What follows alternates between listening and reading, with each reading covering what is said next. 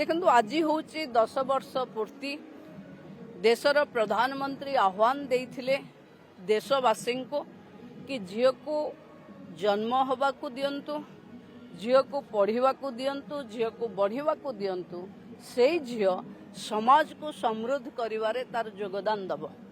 आज तार 10 वर्ष पूर्ति अवसर में यूनिसेफ समाजसेवी विभिन्न विद्यालय विश्वविद्यालय झील एवं पुओ माने एवं महिला शिशु कल्याण विभाग और यूनिसेफ मिलित आयोग रे ये सचेतनता पदयात्रा आरंभ है।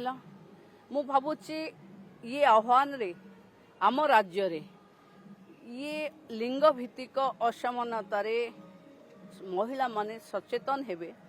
खाली महिला बा झील मानकर असमानता पाई महिला सचेतन हेले यथेष्ट हबनी, एक परिवार सचेतन हबाकू पड़िबो।